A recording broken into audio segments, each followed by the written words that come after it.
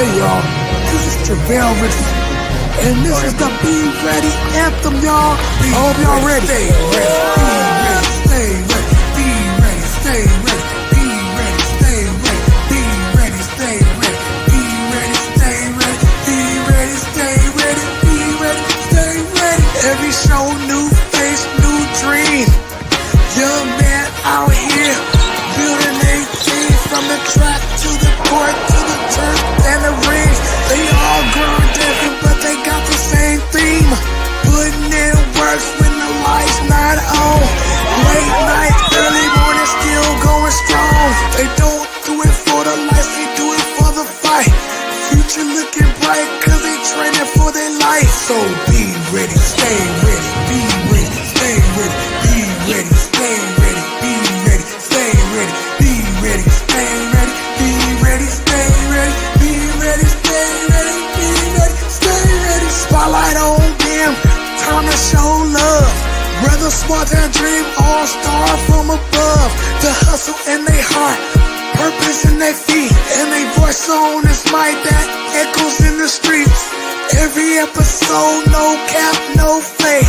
Just young bugs grinding, rising to the stage. Different faces, same goals. Rise above the pressure, yeah, holding goals. So be ready, stay ready, be ready, stay ready, be ready, stay ready, be ready, stay ready, be ready, stay ready, be ready, stay ready, be ready, stay ready, be ready, stay ready. So put your hands together for my boys, Coach Tony and Carlos, for the Be Ready podcast coming on right now. Let's get it, let's go, y'all. Yes, sir. Yes, sir. We are live and in color once again. Episode 52 live in full effect, y'all. As y'all said, yeah, that's our new theme. I want to give a shout out to my brother at Beats by the One Production, who put that compilation together for us. It took a while. We debuted it on episode 50, and you're going to see that, going forward until we reach episode 100. And, we're going to have something else special for y'all then. So stay tuned. Quick announcements. We want to thank you guys. We're still almost at 200 subscribers here on YouTube. That is miraculous for us only being a podcast for 2.5 months. So we want to thank all of you guys, all of our viewers for subscribing to the channel. Thank you for the support. Uh, and the more we grow, the more people will see our guests. And as my co-host Carlos mentioned on episode 51, even on Instagram, we're almost at 1,000 followers there too. But our engagement, we're at 167,000 engagement for the month. So you guys are showing us a lot of love, and we greatly appreciate it. And the more love you show us, the more we can give back to our audience, to you guys, of course, and to our guests. Because number one, this is all for our guests and my co-host. I'm just here as the guy that has to, you know, keep the engine going. But it's for that's what I'm here for. But it's mainly for guys like our guests and my co-hosts. So I always want to show love to them and give them a shout out to them because those guys are special to me, especially this guy at the screen who knows I talk too much. So without further ado, I also want to announce there's two birthdays coming up this week. Um, I want to give a shout out to the birthday stealer. I mean, my man Money Mace, who was here on episode 15. His birthday is this Tuesday, August 5th. My man turns the ripe age of, he's in double figures. 10? Double figures on Tuesday. So I want to give an early birthday shout out to my man Mason Lorenzo. Stole my birthday, but shout out to you, Mason. happy birthday. And of course, the other person's birthday on this Tuesday, of course, is mine. Hey, there we go. Happy birthday, Tony. Birthday. Coach T. I appreciate you. That's Appreciate right. That's Mhm. right. you. And another shout out, I want to give a shout out to my man Kason. I did announce to you guys that he was, up in New Jersey. My man Kason did his thing. They went 2-1, 2-1. They lost to a team that had ineligible players, but obviously because of the rules, they didn't announce it before the second half that they had ineligible players, so they didn't forfeit the other team, which I think is a bunch of hula. They should have forfeited them. But um, soon as his dad sends me the video, I'll post it. Mason did a backwards kick, flip in the air, boom. Made the only goal for them today against that team. It was miraculous. You had to see it. He said when he saw it, he dropped the camera. It was that exciting. So once we get the video, we'll show you guys. Man, it was amazing. So without further ado, though, as I know, our best show is a show that we're on, and our best guest is a guest that we have on right now. So Thank you. Thank you. of course, of course, of course. But I got to let y'all know who we bringing onto the stage, man. This guy right here is our second combat athlete that we had on here, but our first BJJ athlete. If y'all don't know what BJJ means, that's his acronym for Brazilian Jiu Jitsu. It's a great art. If your kid is not in it, put them in it. It teaches them discipline and it keeps them fit. So Brazilian Jiu Jitsu is amazing. I've done it when I was little, and I get when I say it works, it works. So it is. This guy's amazing. Um, top athlete. You'll see in the show and tell. He has a lot of accomplishments already at a young age. So Carlos, without me yapping, let's introduce this baby face that we have on the screen, and let everybody know that don't let that baby face fool you. This man is lethal. Yeah, indeed. First of all, Tony, welcome back. Welcome back. As you guys know, he wasn't there for episode 51, but welcome back to episode 52, Tony. Appreciate it. And yeah, let's get right into it. Today's guest is a 10-year-old Brazilian jiu-jitsu fighter from Baltimore, Maryland. He is one of the few guests, one of the two guests that we have interviewed that does mixed martial arts. He has competed in competitions across the country and already is receiving accomplishments at a young age. So now, please welcome to the Be Ready Sports Podcast, Pee Wee Lee.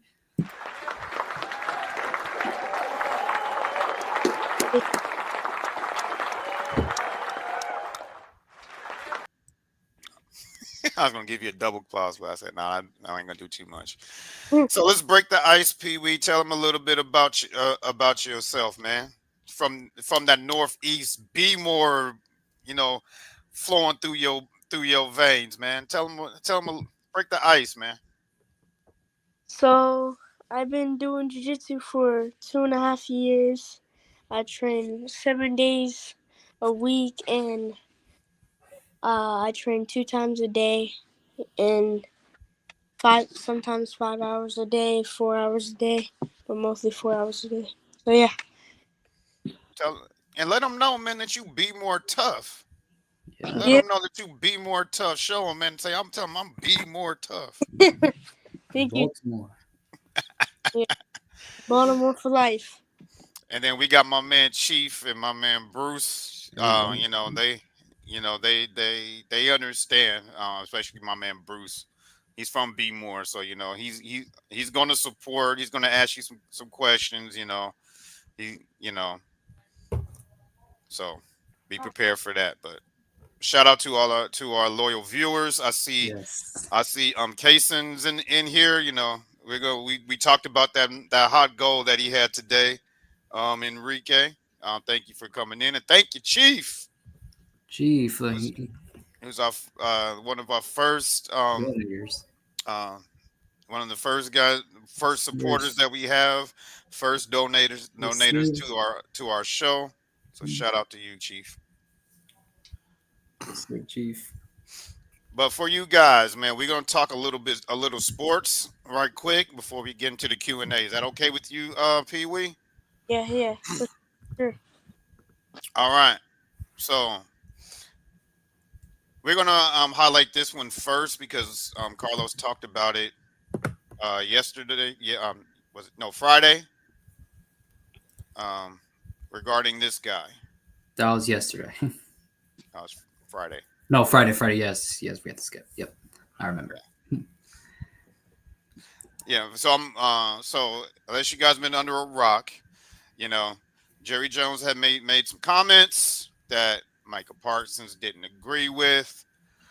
He kind of felt like he took some personal shots at him, and then he let Jerry Jones know to his face behind closed doors that he's requesting a trade. And so that's where we're at now. Jerry Jones right now believes that a trade is not going to happen. He feels like they're going to be able to reconcile their differences and re-sign him. 'Cause in Cowboys' best interest is to re-sign this guy if they're going to make any chance of making the playoffs. Because if they don't, their defense is going down the toilet. Yeah. Um, they're going to go from having a championship level defense to let's survive this weak defense without Michael Parsons. That's how much Michael Parsons changes the game.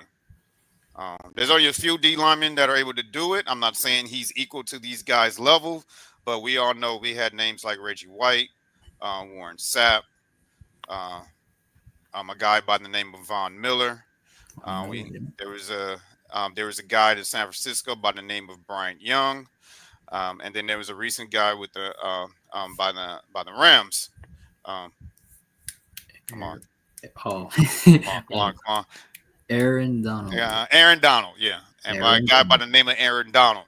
Um, those defensive linemen changed. Was able to change the game, change. You know, change the trajectory of their defense, and Michael Parsons is on tier with them. So without him, the Cowboys is not going to be successful. So it's best for them to keep him. Carlos, I know you gave your we'll just briefly talk about this topic. So Yes. what are your thoughts? Yeah. So, yes, obviously, Michael Parsons, obviously made a trade request. He did say it, over social media. Oh, whoops, too big. Yeah. So, It's I all was good. talking about this on Friday's podcast about, he kind of went public about his, he said, "Thank you, Dallas," with a essay long. I don't know if it's even an essay. I think it's two essays in one. So I don't know how Notes is able to, I don't know how Notes is able to keep all that in one notes.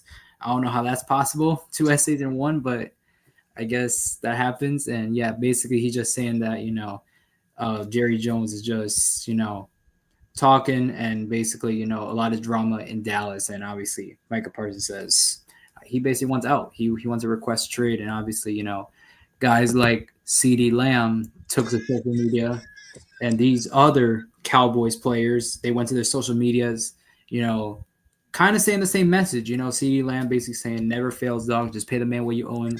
No need for the extracurricular." That is so true. CD Lamb, he's one of the other players that also went to social media. So, yeah, man, I think the Cowboys team know that they're behind Micah, and they're gonna be behind him. The fans are behind him, and hopefully they get something worked out. There's always drama in Dallas. There's always drama in Dallas, and this is the most recent drama.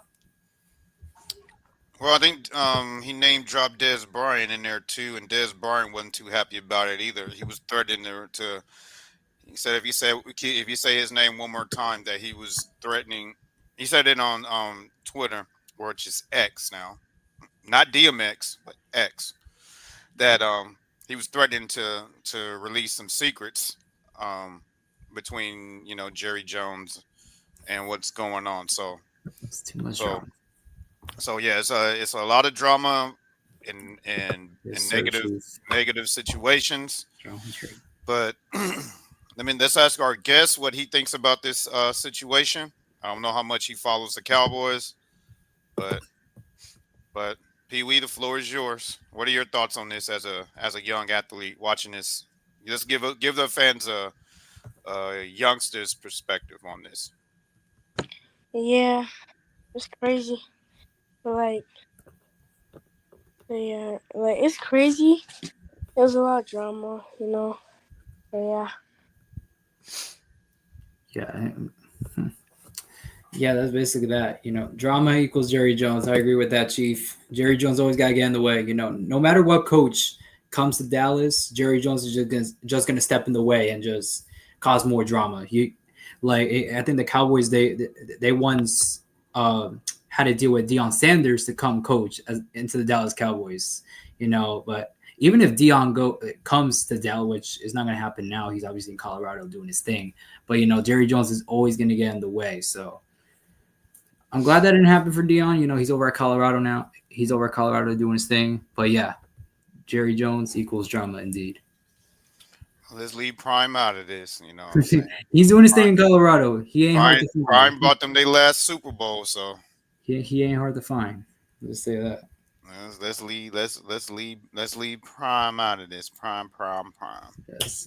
And I love Coach Prime. I love him. But here's one thing that we're gonna quick topic. Um, Last time we talked about this team, we were just like, yeah, we don't know if they can sustain it, but we was giving them their props.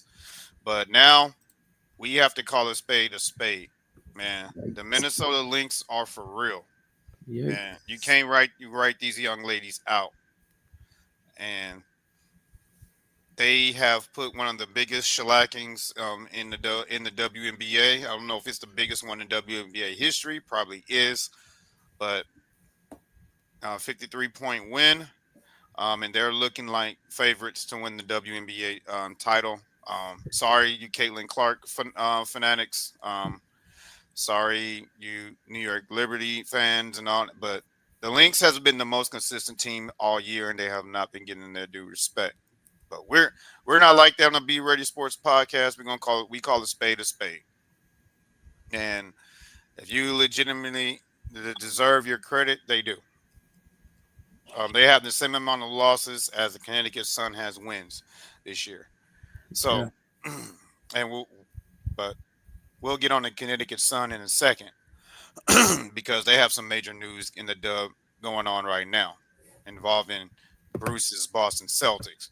But Pee Wee, let's start with you, man. What do you think about this huge win right here? 53-point win, and they have the number one record in the WNBA by a large margin. yeah, I really never saw that in the WNBA. It's like WNBA, like it's like like always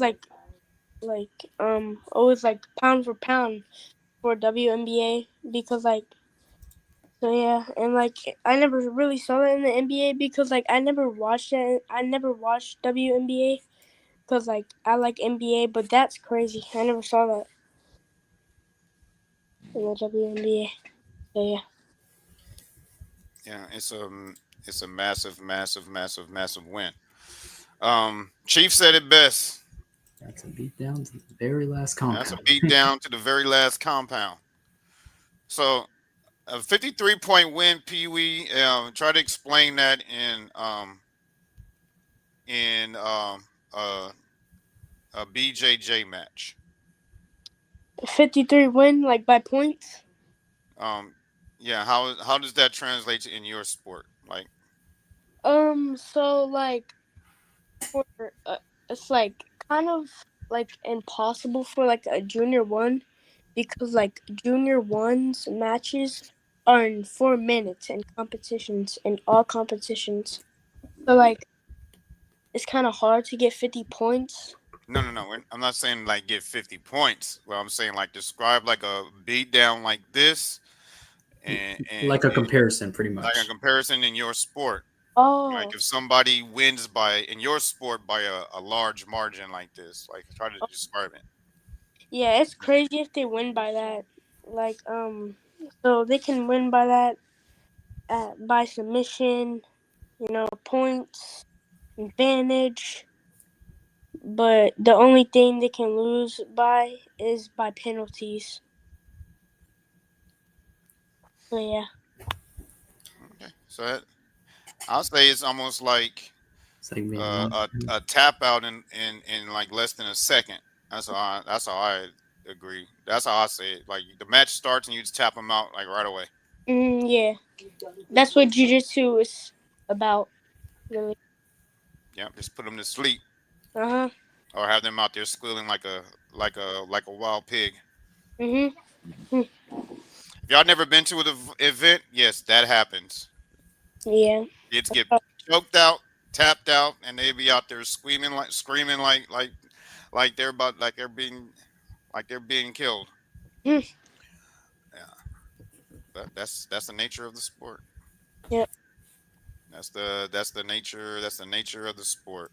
Yeah, you're gonna see a lot of that when you go to events. Really. Yep. Any last things about this, Carlos, before we move on? Yeah, basically. So basically, MMA terms is like getting knocked down over and over and over and over. That's basically what this was. The Aces, the links they've been real since the beginning. The WNBA,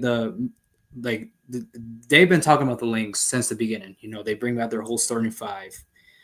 They've been dominant. They're kind of upset. That they didn't win the West. That it was the Aces. They're gonna come back in a mission.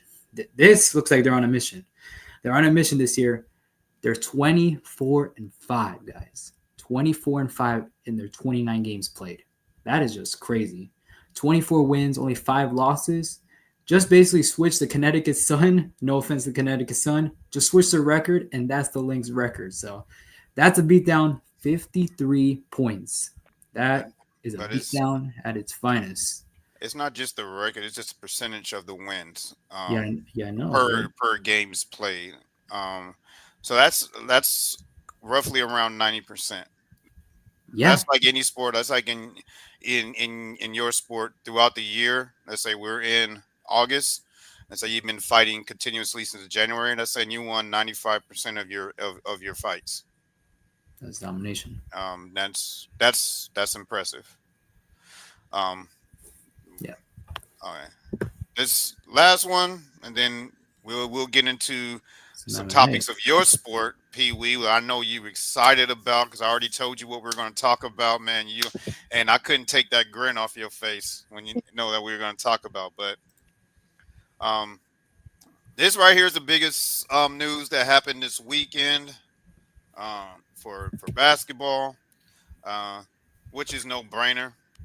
Luka Doncic signed his 3-year, $165 million contract extension to stay with the Los Angeles Lakers, which everybody already knew that they were moving in the direction of having Luka as their future.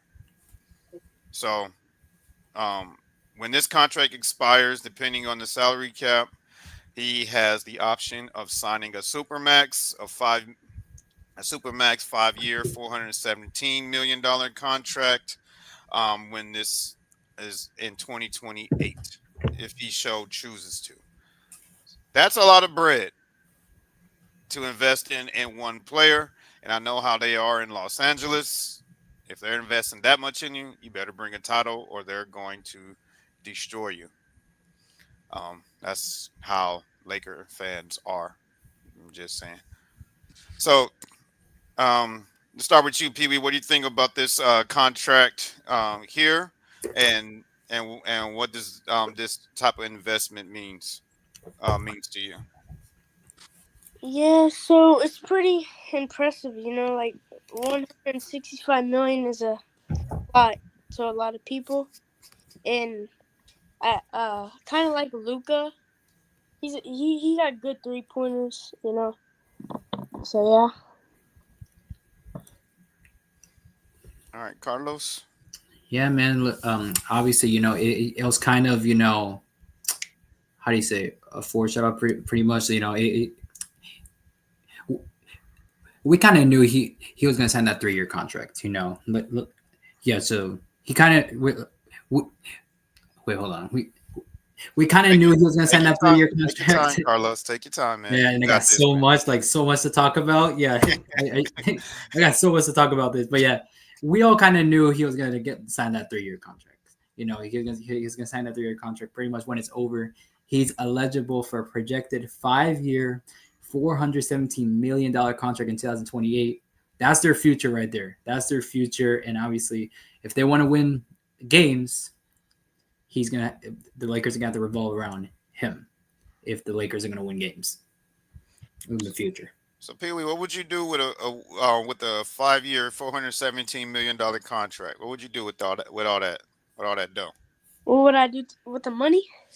Yeah, what would you do with a contract like that, man? That means like every fight you're making maybe 25 million per fight. If you sign a contract like that, man, a 5 year fight deal for 417 million.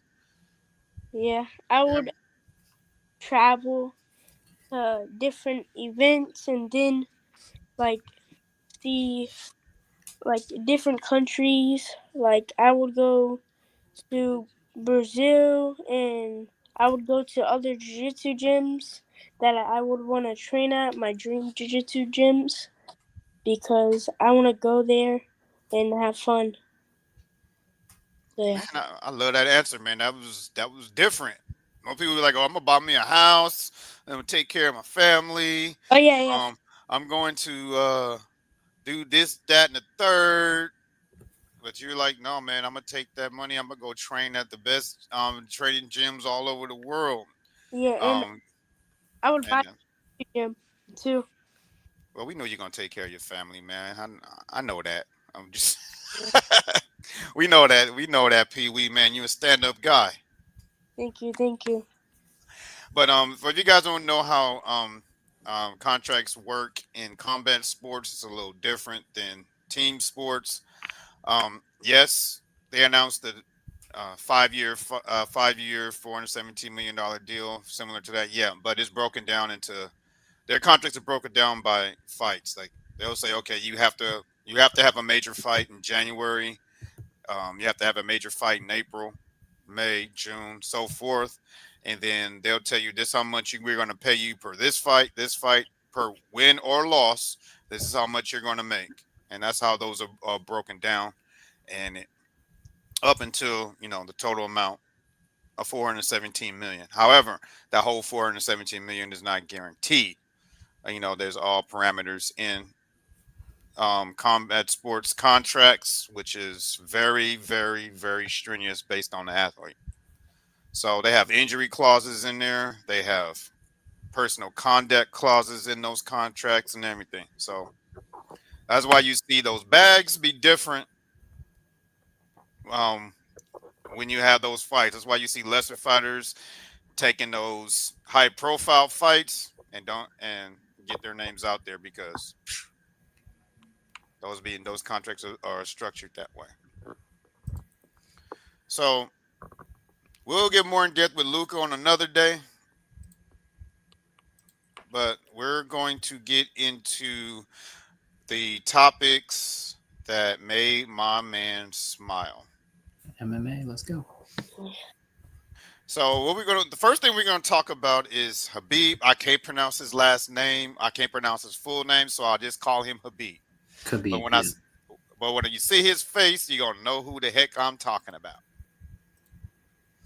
So Khabib is big in the news because he's made this idea in the UFC that as of right now, it's structured, three 5 minute round fights. But he will if he's but he was asked the question if there is one thing that he can change in the UFC, what would it be? And his response was he would want no rounds if he could in the UFC. So instead of having three 5 minute rounds, he said he would rather have one straight 15-minute fight for regular fights, 25 minutes for title fights.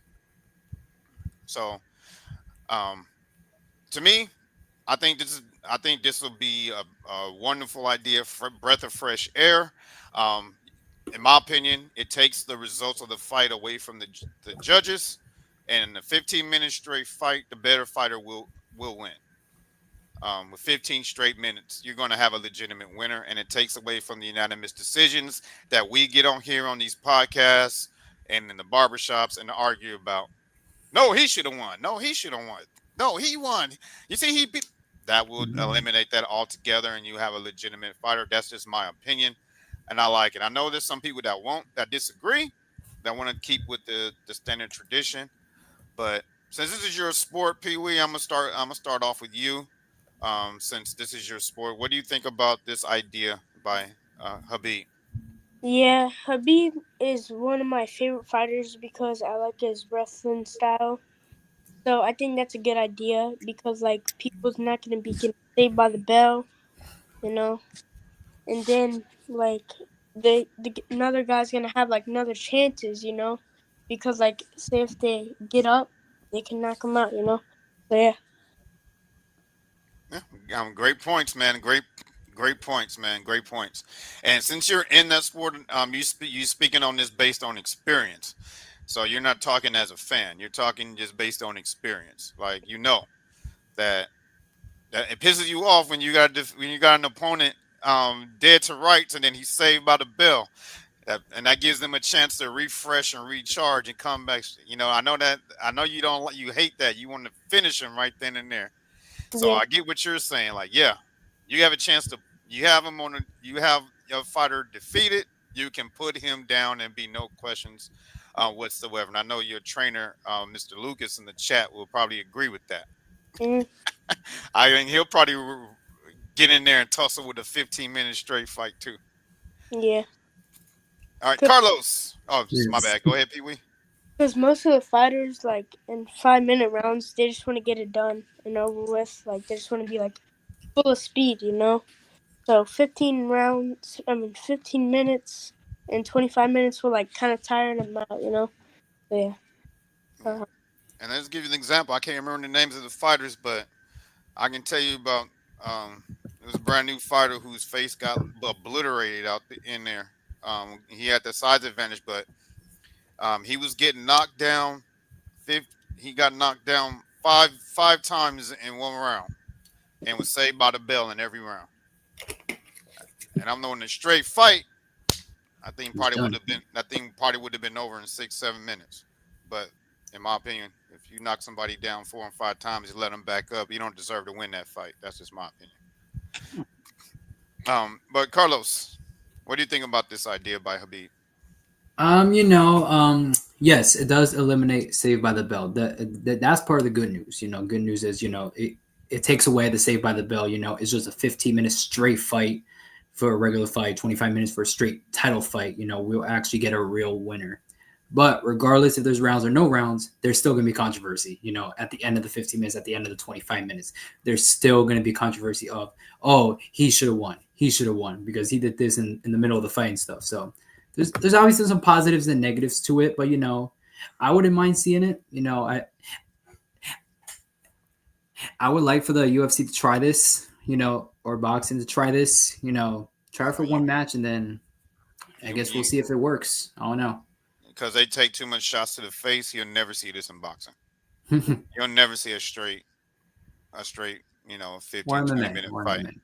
But MMA is different, Just try it out, just try it out. If it works, it They works. can, yeah, they can try it in expeditions. They have this expedition event at the White House next year.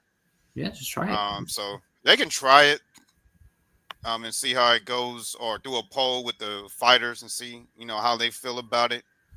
Um, but I think this will be a big element to high profile fights like the Max Hollowell and Dustin Poirier's fight.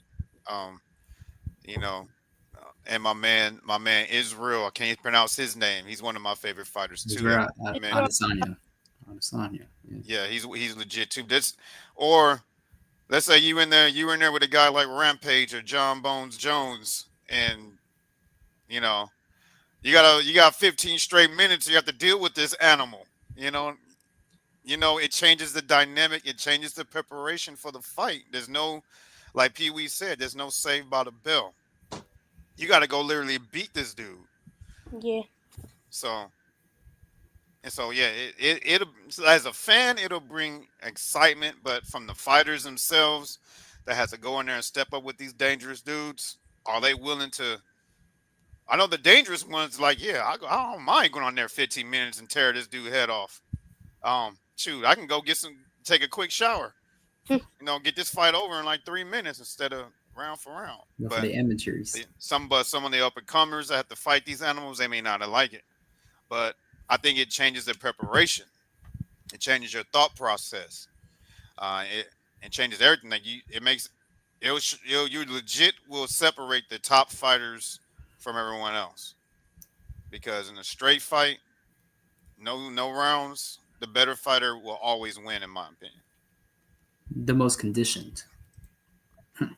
And let me highlight this comment here, Pee Wee, from my man George. I think it's Skinner. That's how you pronounce it. He said, "Pride fighting in old school UFC was very interesting, due to them having longer rounds and tougher days. And also, I'll add, they didn't have weight classes when it first started either. They didn't have Oh, they didn't have what? drug tests. No, they didn't have none of that in the early days. So you had guys coming off the street, coming in there and getting in there and fighting. And so yeah, there was no rules early days. Of course, over time Implemented they rules. sanctioned and employed the rules and everything. But anybody used them, the early UFC days was wow. Yeah, It was a bloodbath. yeah, I know. It was interesting back then to watch the UFC fights. I liked the Pride event too at the UFC. I mean the MMA fight event because it was very interesting because all my favorite fighters was in there. And like back then, you know how they were like ripped, and they would always have like wrestling shoes on. Yeah. Yeah, they Yeah. didn't add that to the UFC, the wrestling shoes. So I did that. No, they pretty much changed it to a straight 100%, you know, um, commercial combat fighting environment, Yeah. or you have your sponsors promote all their Mhm. feature, because back then it wasn't like, yeah, none of that. It was street ball. Mhm. Street. I think if Kimbo Slice would have came in them early days back then, he would have dominated. Yeah. If he would have got trained a little better, he would have been good.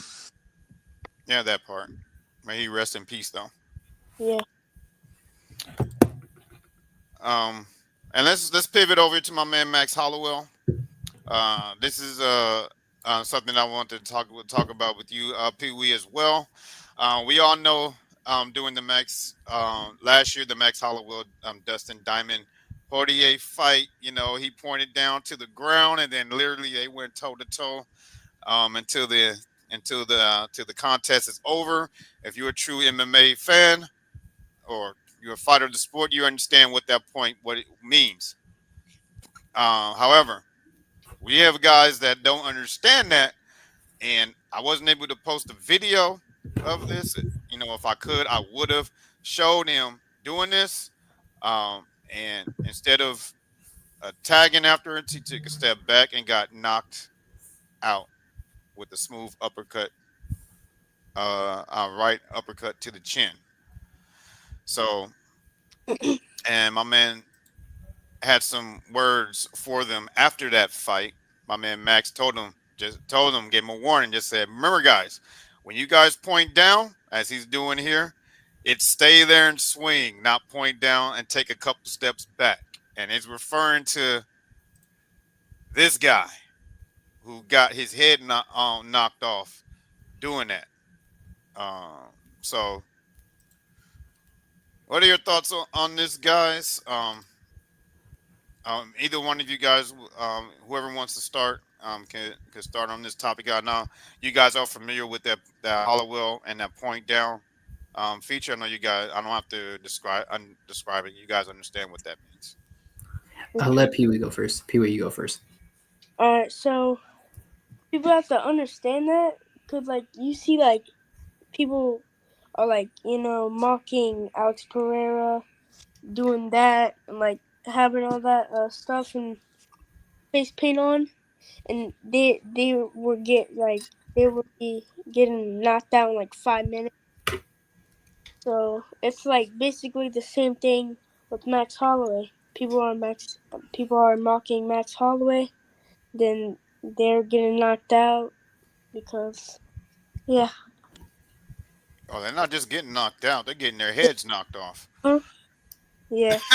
Yeah, Like, they're Because Max continuing now. Holloway, he like knows how to do it because he's been doing it for a while, and then like that's like me doing it because like if I do that the first time, like if I stepped in the cage and like done that my first time, I would probably got my head knocked off too. Yeah. no, I don't know. I don't think that, Pee Wee. You Pee Wee, man. Look at that face. There ain't no scars on there, man. Your defense is top notch. Thank you. You ain't gonna get knocked out. You can probably knock somebody else out. Um, now, what do you think about this, Carlos? Like that's what happens when you showboat. You showboat, you get knocked out, and in MMA, when you get knocked out, they punch on you more, so you get punished Yeah, more. So yeah.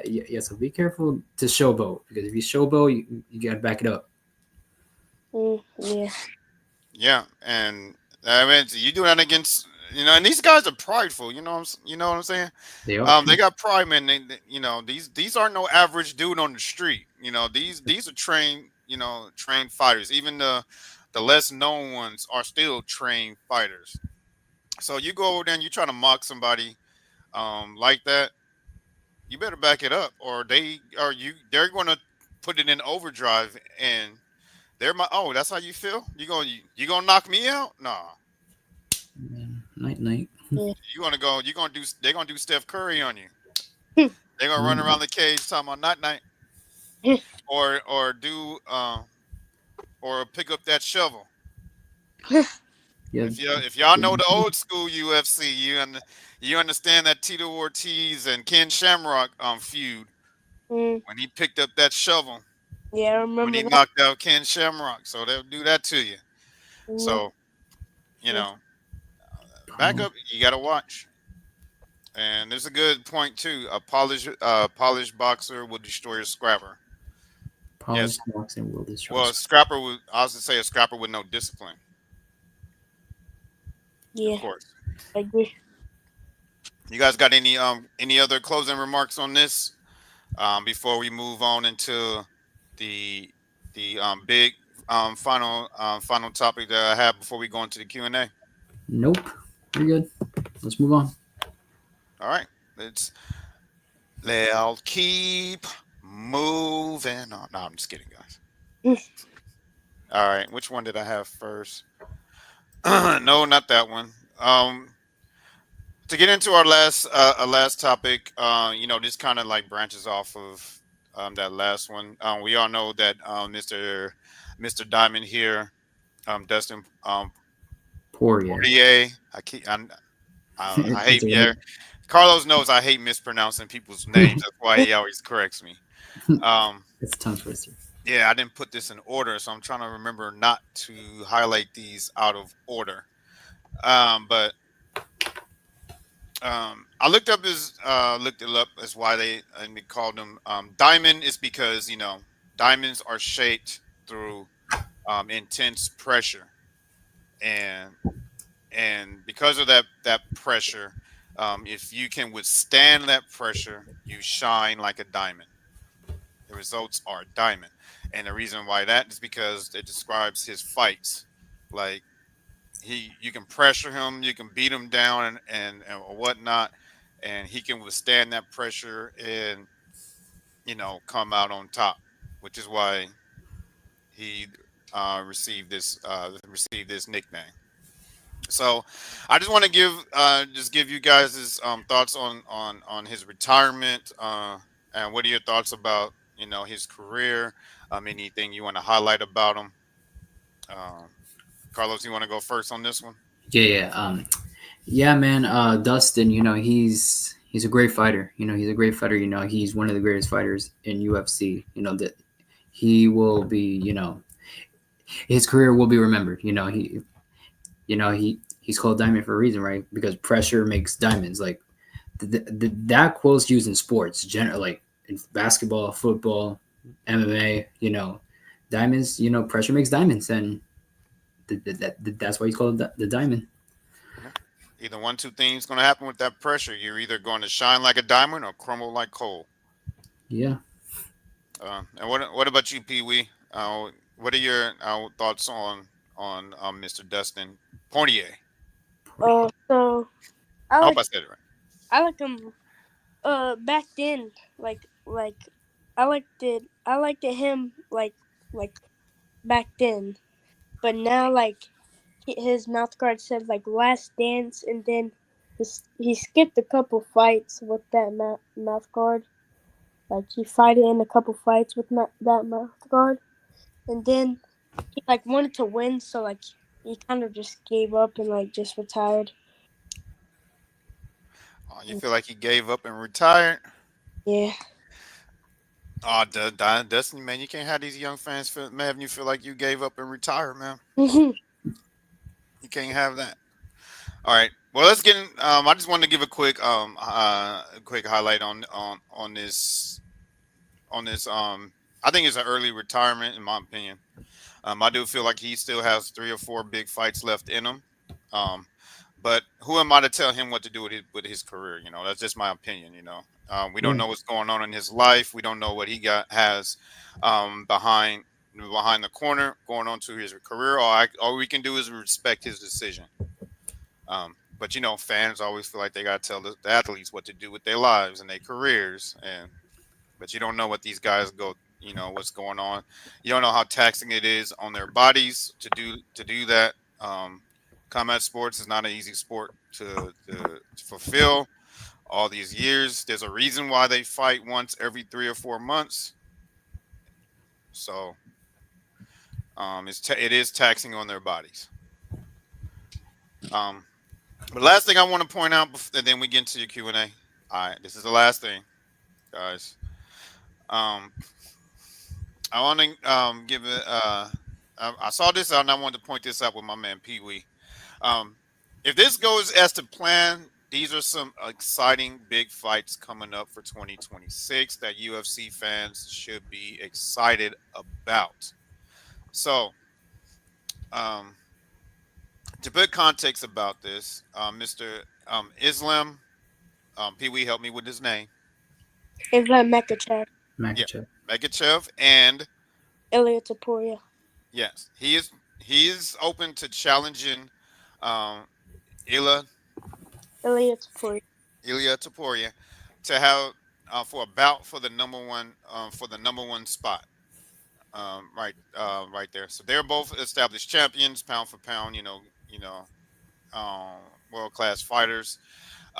So if they can get the contract done and everything is set, it'll be set for early in 2026 with with also John Bones Jones coming out of retirement being on the same card. So they're in talks of making a super card for 2026. And if it's my opinion, and with um, the mouth of the UFC announcing his retirement at UFC 400, they could be setting it up, um, setting them up for that. And if y'all know who I'm talking about Bruce Buffer, Bruce the, Buffer. the mouth of the UFC, who's always had that one phrase. What is it, Pee Wee? Oh shoot, I kind of forgot, man. Oh, you can't forget that. Well, I'll give you a pass because you're young. Carlos, you know what his iconic phrase is? It's time or something like that. No, man. What? Let's get ready to Oh yeah, No, no, rumble. no, no, no, no, no. But that's Michael Buffer. Let's get that ready. that's his signature though. It's tough. That's the signature. No, Yeah, no, no, no, no. But the Rumble, that's Michael Buffer, not Bruce yeah. Buffer.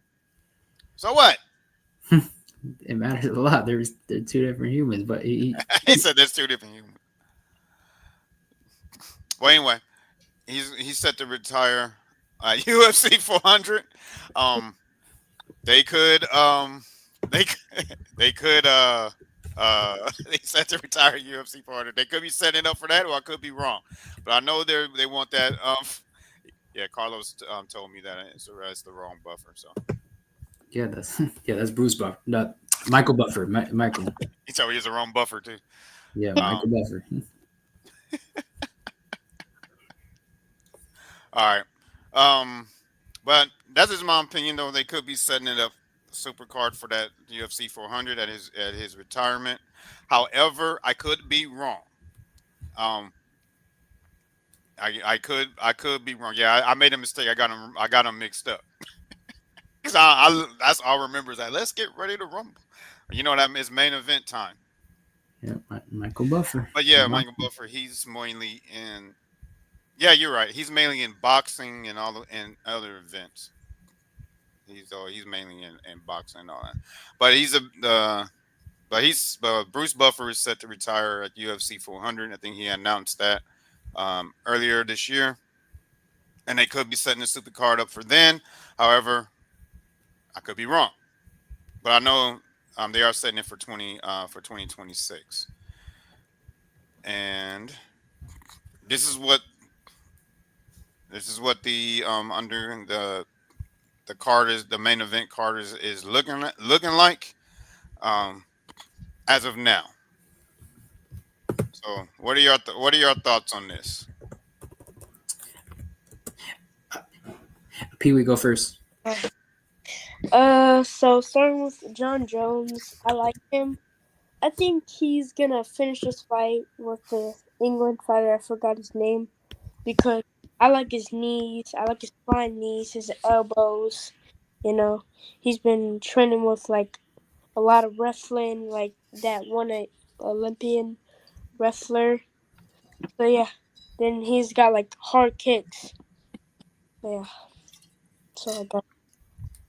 So if they fought him with Habib's rules, so Fine. of course, straight 15 minutes, and of course for the number one spot, it'd probably be a 25-minute fight. Um, Based on Habib's rules, who do you think will have the edge in both of these contests? I feel like John Jones because he might have a little more stamina because he's been in the sport longer. You know, Oh, and Carlos helped you out with the name of the fighter. Yeah, the Is Aspinall. Aspinall. Yeah. you know. Yeah, and he makes a valid point though. He's not Espino's not no pushover though. He's not a pushover. So it will be a tough one for because we as fans of John Bones Jones, we're like, oh yeah, John Jones, of course, man. But we have to think about the now, right? Right now. Mm. So so he, I may have to agree with my man Carlos here. Um, I would love to you know give a reason why he thinks Aspinall will beat Jones, and also Carlos, do you think it'll be an upset? Considered an upset if he beats John Jones. What about fight number two for the number one spot that they're trying to set up between? Well, I'm not even going to try to butcher their names again. Pee Wee, you know their names. Ilya Taporia and Islam Makhachev. Yeah. What about that fight? I believe that would be the main event. And yeah, I'll let you give two answers. Who you think will pull it off in the traditional, you know, you know, 3 5 minute round sets versus Habib's thoughts of a 25-minute title fight. Who do you think will win? Man, it's gonna be a pound for pound. I think it's gonna be a draw or either a split decision. Split decision, but I feel like Islam Makhachev is gonna win because he got good wrestling and good darces, good darce strokes. So he might be going for the darce. I feel like so. I think he's gonna win. But Ilya Taporia got some good boxing and good jiu-jitsu. So yeah, so it's gonna be a pound for pound. And just on these two fights alone, what would you rank this card versus some of the big cards that we've seen already in the UFC? I feel like I think it's the top 5 or top 3. You think it'll end up being a top five candidate or top three? Man, that's high praise for just on these two fights alone. Top 5. Like, That's what's up, man. yeah, I like your point of views, man. I like your point of views. thank you. Carlos, man, I don't know how you gonna follow that up. hey, hey, I'm not used to MMA, you know what I mean? But that event at the White House, that's going to be historic. You know, that's going to be big time historic. You know, I think the potential main event is going to be John Jones and Aspinall. That's the potential main event that I'm seeing on the internet. That might be the potential. And then the co-main event maybe is Conor McGregor versus Michael Chandler. That's maybe the co-main event. But, you know, that White House card, that's going to be epic. That's gonna be an epic card. You know, it's gonna be signified America's 250th birthday at the White House, at the South Lawn. Donald Trump, you know, he loves MMA. He loves UFC. You know, he sometimes pops up here and there. You know, he loves to watch some UFC. So I'm glad it's at the White House and something historic, first time ever. Yeah, it's gonna be some exciting events coming up for 2026 for the UFC. Um, I'm gonna highlight Carlos's comment here, man. He's Carlos is on fire, man. Yeah, I know. Steve, you better get here, man. He's about to take over your crown as the king of the chat, man. He's on fire today because he's making some very good points in this chat. Nah, Yeah, king Um, of the chat stays the king of the chat. he Steve, said he goes, but Steve's still king of the chat. Carlos is on fire, man, with these comments. I might have to bring him on here. yeah. Um, He's actually my friend. Really. man, you got a good friend, man, because he has some good takes. We might have to bring him on here. Yeah, I went to his gym, GF team. Yeah, it's a good gym. I can tell because he knows he now knows what he's talking about his about this UFC. But but yeah, he's on Islam and Ilya will be a great fight, highly competitive. But Islam will take the win. Both fighters have great wrestling and striking. Yeah, I think it's gonna be the best fight and probably the best fight for 2026 because most of the fighters is gonna be retiring probably. Most of the old fighters. No, you don't think McGregor trying to get his revenge? You don't think that's going to be a top fight Yeah, for next year? I feel like McGregor is gonna try to get his revenge. I think he's going to put McGregor to sleep though. What? He's not what he McGregor's not what he used to be. Yeah, After that Floyd after he I still don't understand why he took that fight. But after that Floyd fight, he has not been the same. man. I want to see next rematch with Nate Diaz. Ideas, okay. That's a good one. Yeah, And I wish somebody never would have gotten to legal troubles because they got into legal troubles on their come up because they were making waves, and that's Cain Velasquez. I wish he never would have. I wish he never would have gotten to those legal troubles that he did I don't think. because he was on a trajectory of coming up. I understood where he was coming from, but I don't condone it. yeah. Um, but any final thoughts on this before we get into the Q&A? No. Now let's go. Now let's go to the Q&A. Yeah, John Jones. I've got to put this up. It was the last thing we were talking about John Bones Jones. We kind of talked about it early, but yeah, he did announce at the ESPYS. He made a hint about him coming out of retirement. He said, "I sure did." Speaking of his retirement, but I do know that everyone loves a good comeback story. So I know John Bones Jones fans would love to see him back in there, and and John Bones Jones just re-entered the testing pool. That's the late, and so he said that lasted about 2 weeks, which is his retirement. Figured we'd keep everyone's options open. And lastly, um, this is one of those going to the topics of when I announced that after the 50th episode we're going to find a random funny post and we're going to talk about it. This is the one I picked for episode 52. Everybody knows Drake's betting record is not good. Yeah, A prime example was Ishmael getting knocked out when Drake put what was it 150K betted 150K on him. America's Top Dream says, "Dear Mr. Drake, please don't bet on any of our fighters, respectively." We're talking about the fighters that are signed with his Yeah, with American his top team. Yeah, with America's Top Team for promotions because every time he bets on somebody, they lose. So I thought that was pretty funny. I'm just that's the Drake curse. It's in every sport. Didn't he bet on the Pacers when then poor Halliburton tore his ACL? And man, just like everybody, some Drake bets on somebody, they go down. So what are y'all thoughts? I thought this was pretty funny, but what are y'all thoughts on this before we get into the Q&A? Drake's a curse. Yeah, he's a curse. He literally bets on one person and then they lose. He's just a curse. It's every sport: basketball, football, boxing. He's just MMA.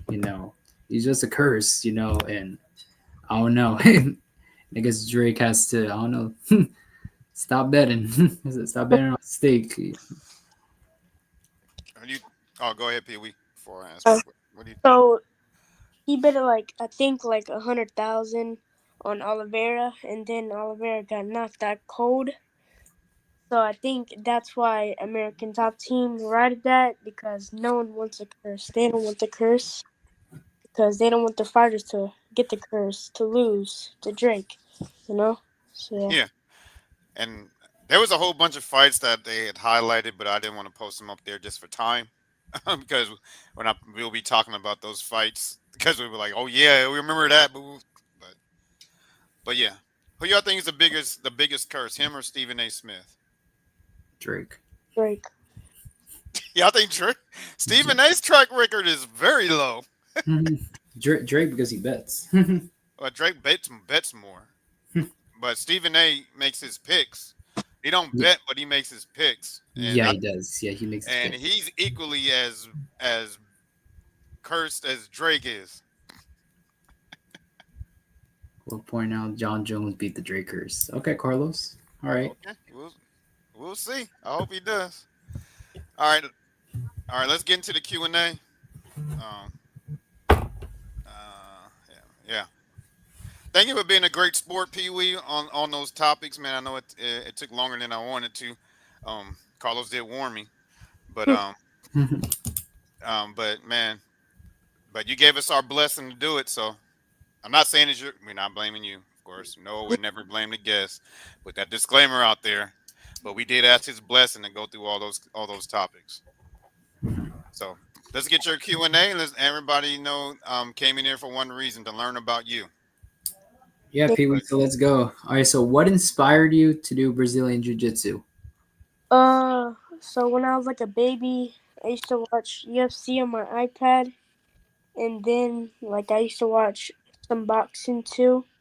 I liked it Mike Tyson, Muhammad Ali, and then so yeah, then it inspired me to do jiu-jitsu. So yeah, Okay. So, who's your favorite boxer? my favorite boxer is Muhammad Ali, or might be Mike Tyson. Mike Tyson. Mm, Okay. good picks. Yeah, legendary fighters right there. All right, that's good. Okay, so how long have you been doing Jiu Jitsu for? 2.5 years. 2.5 years. Okay. No, growing, growing. All right. So, what belt are you right now? I'm a soft gray. Okay, so where is that like in the rankings in regards to So belts? that's in a top three ranking. So white belt first, gray and white is second, then solid gray is third. Okay, that's cool. All right. So, what do you love most about Brazilian Jiu Jitsu? Then I can stay disciplined and stay healthy, stay fit, and just stay active. Okay, that's cool. All right. So, what motivates you to keep training? What motivates me to keep training? Yeah. My professor, competition, and then of course your mindset. So about the mindset. Yeah. Indeed.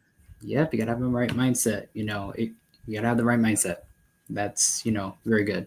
All right. So, what's the best advice a coach, professor, or anybody has given you?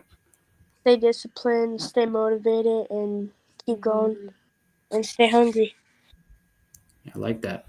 All right. So what's your favorite move? Helicopter when you pull guard and get the armbar. Okay. All right. Okay. So what do you do to mentally prepare for a match?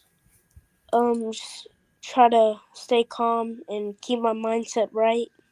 Then just go in there with a plan.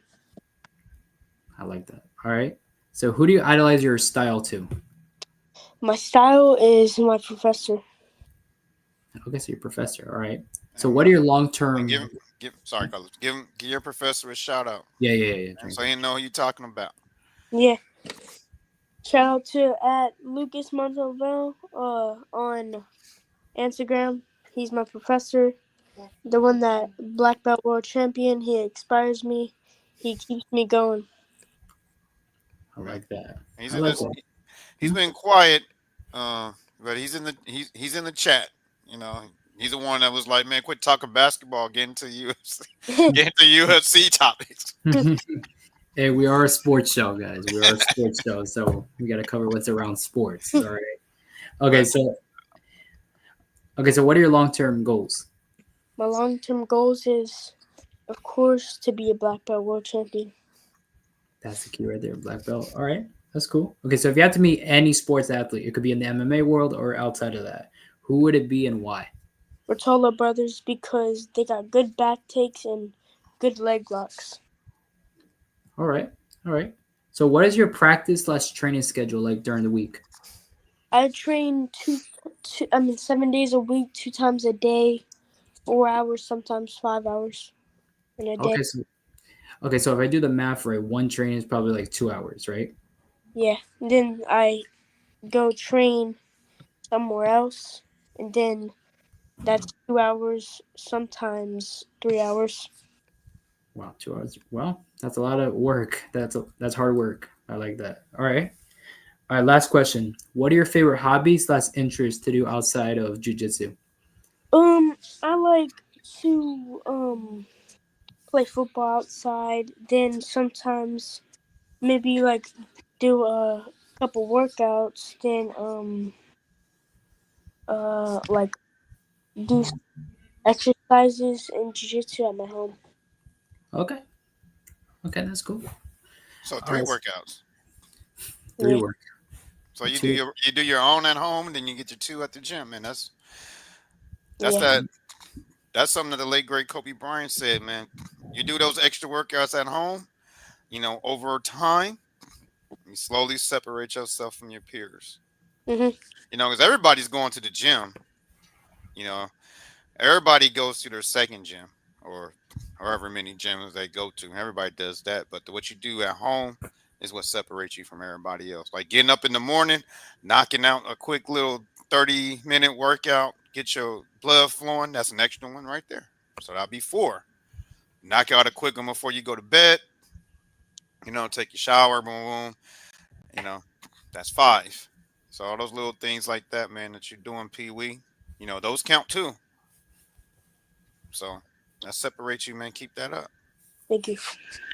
But if I got one thing that you can, if you have any, if you meet another kid who asks you, like, if they ask you, like, if they should get into BJJ or Muay Thai, any combat sport, and they ask you for your advice, like, what advice would you give, like, a younger kid or even an older kid that decides they want to get into it? Like, what advice would you give them?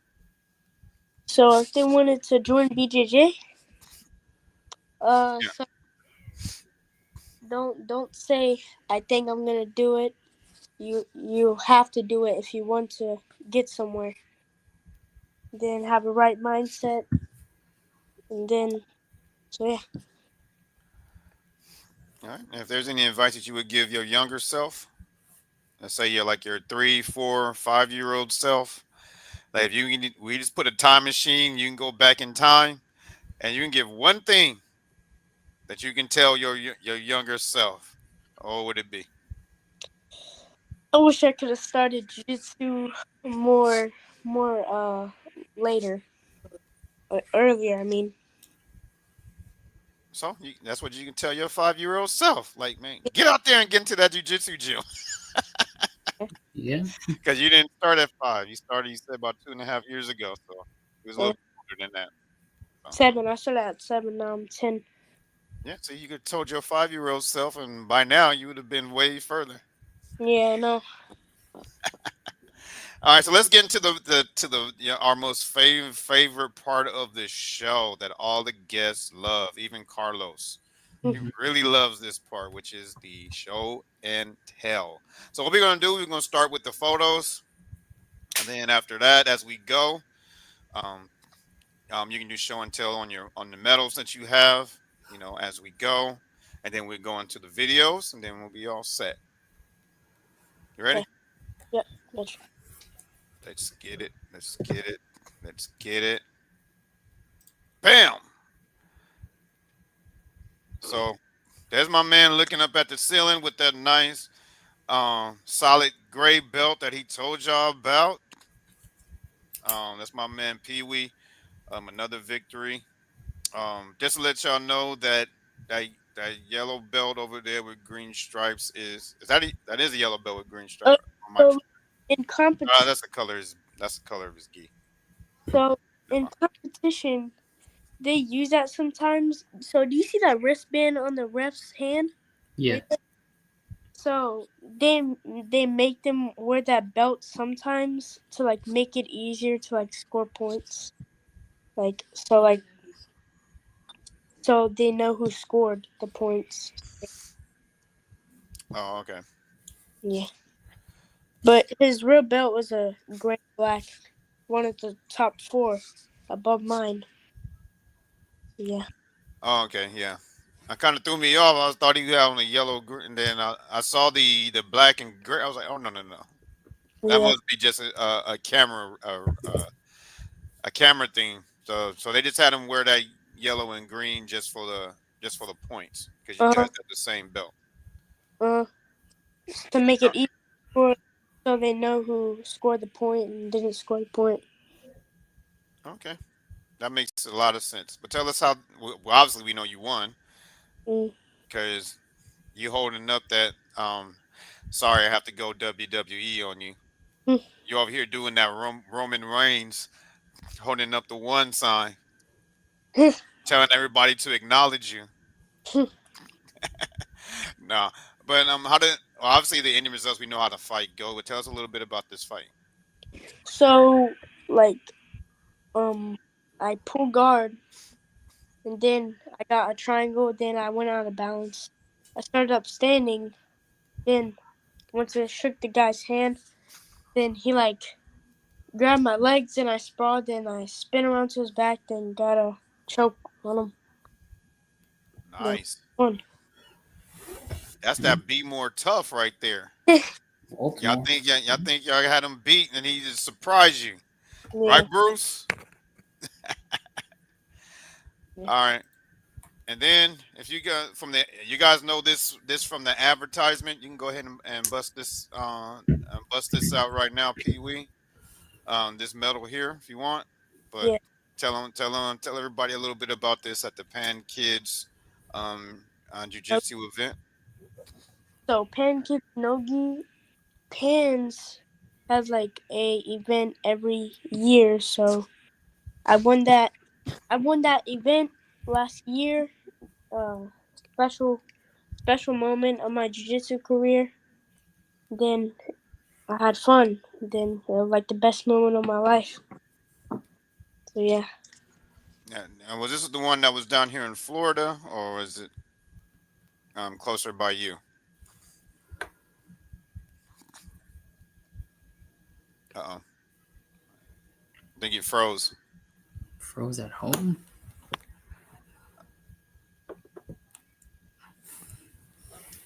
I just give Uh it some time.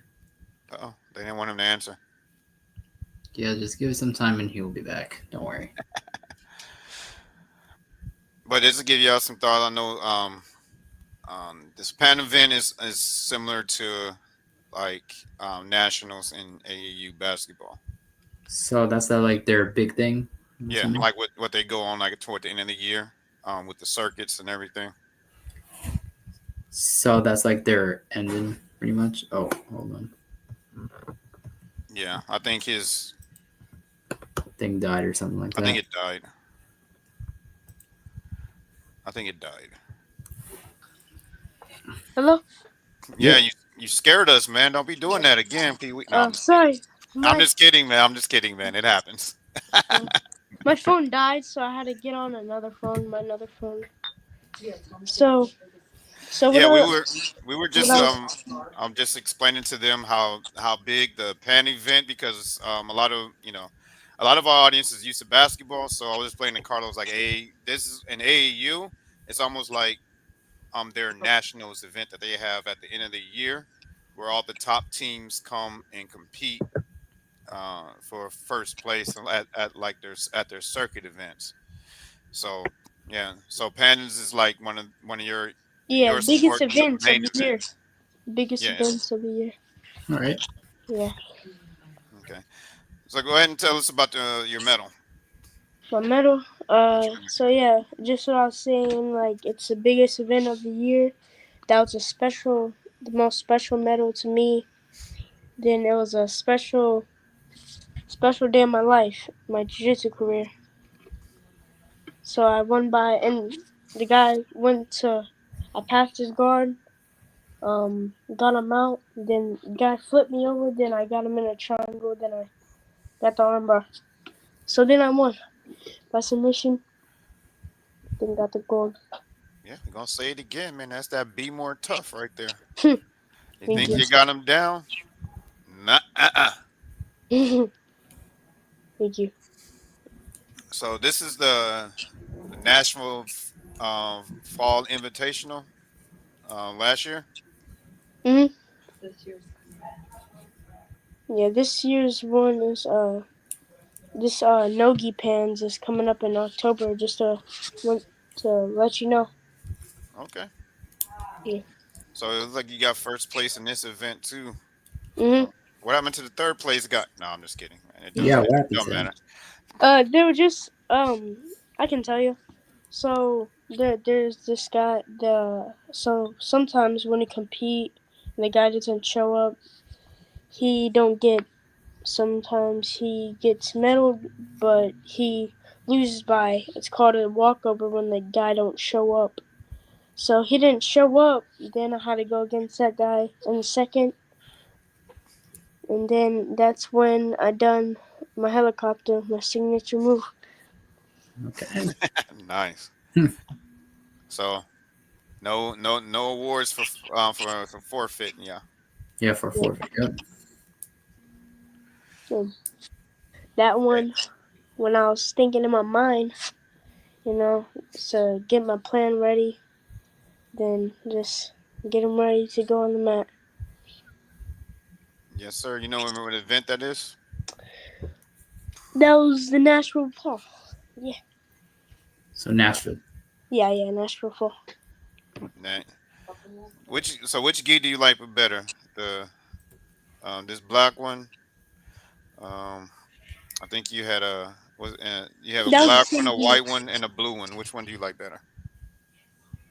That was the same gi, but like the picture kind of think looked it weird. I don't know, but like on the side that was white, but like I didn't know what happened to the camera. But sometimes the camera acts a little weird. I had a black gi and black and white. So Yeah, it's just the lighting. yeah, but on the back the pouch was gray. Yeah, Okay, that's pretty cool. yeah. Then All that right. one. So when I got done with my match after the helicopter, Yeah, then I celebrated. yeah. Holding that number one again. Mhm. Telling everybody to acknowledge you. Yeah, be Yeah, but careful, man. Roman Reigns gonna come at you for his copyright rights. I know. But when I done that, it means like mindset. Like mindset when I done that. Okay, so yeah, if he tries to do it, you can say, "Hey, man, that's what I say. Mindset. Look, just point to the side, just to the side." Yeah, that's what I do sometimes. Okay. Oh, this one's in New Jersey. Yeah. Uh, I've seen a trend here. You're always in first place. Yeah, I try my best. You know,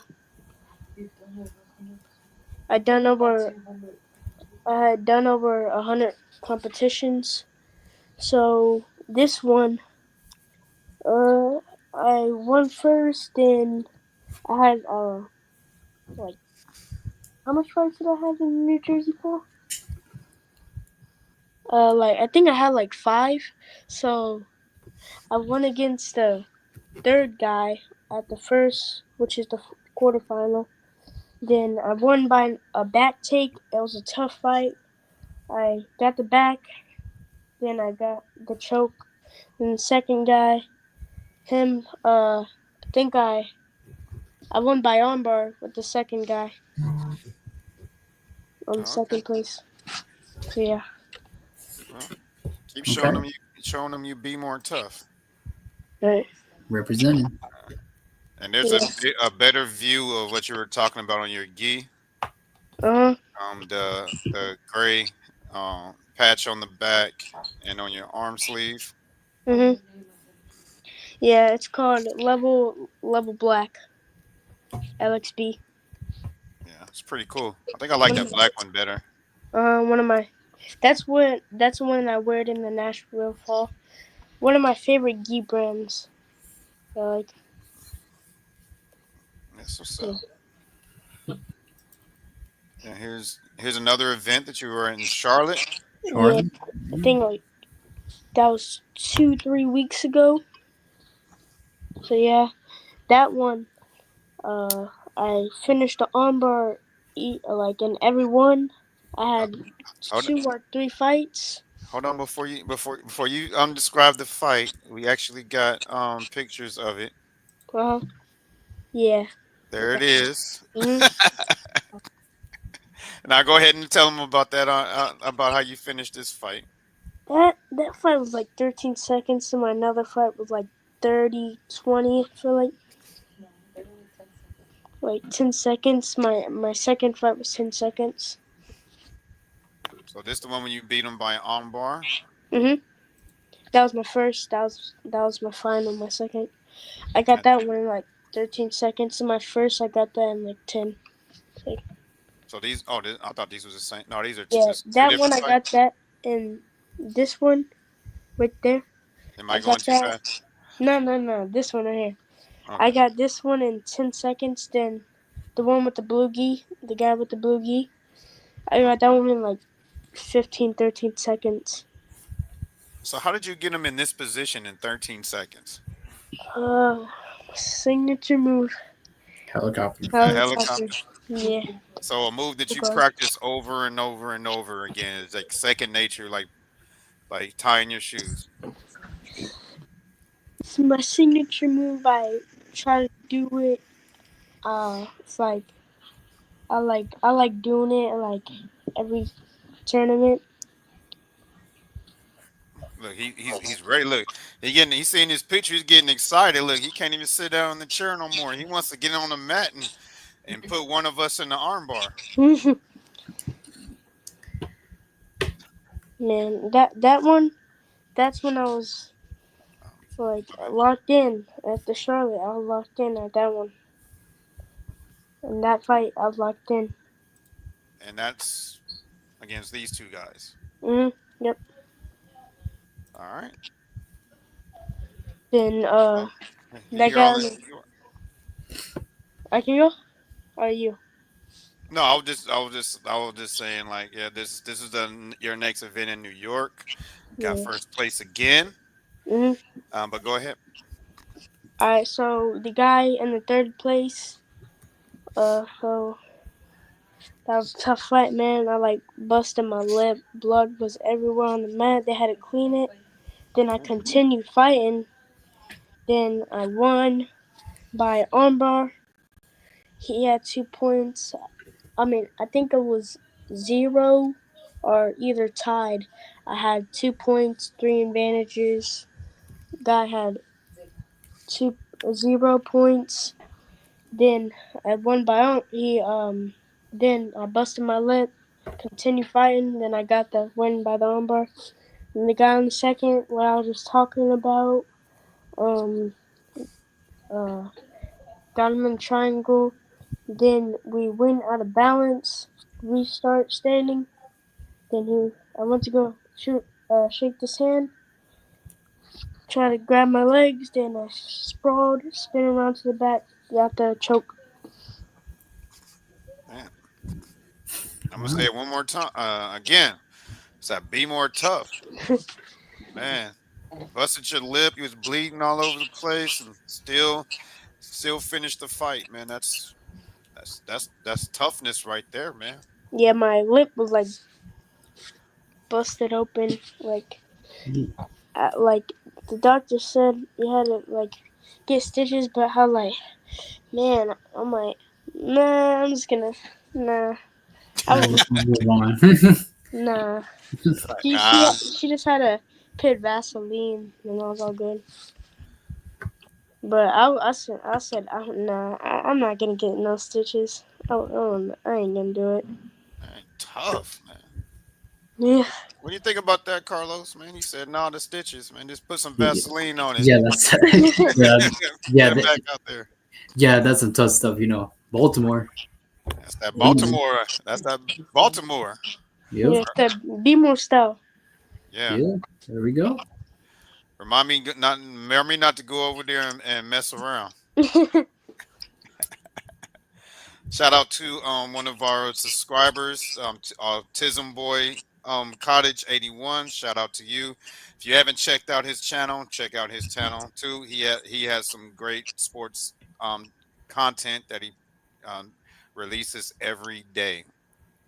So thank you for being a subscriber to our channel and supporting us and checking out our talent that we bring on here. Salute to you. And you guys haven't go ahead and subscribe to his channel, the Autism Boy Cottage 81, and listen to his sports takes, man. They're very, very, very informative. All right. So Pee Wee, my bad. Let's get back to you and Yeah, showing you setting this guy up. if you zoom into the video, that's when I wish I could. my lip was busted open. Then I think a little blood was coming out my nose. Uh, Oh, you kind of see it. that's when it like first started. Like I went to go take his back. Like we headbutted each other like so hard. Then I was trying to get the back. Then blood was like splattered everywhere on the mats, on his gi, a little bit on his gi.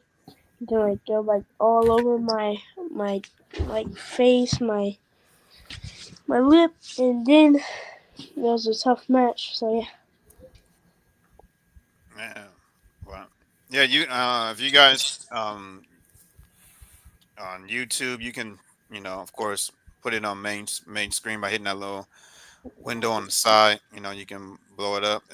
But Carlos, of course, on ours on StreamYard, just double click the screen Okay. and you can get it close up. All right, the last ones I have is just mainly you just posing here. We got front and back of you, holding up the mindset. Mm, Number one. yeah. And then that's you here. Yeah. Let's talk about the patch on the back though, man. I like this patch that we got on the back of your gi here. Mm, Is it custom made for you? So it look like it's just custom made for you. yeah.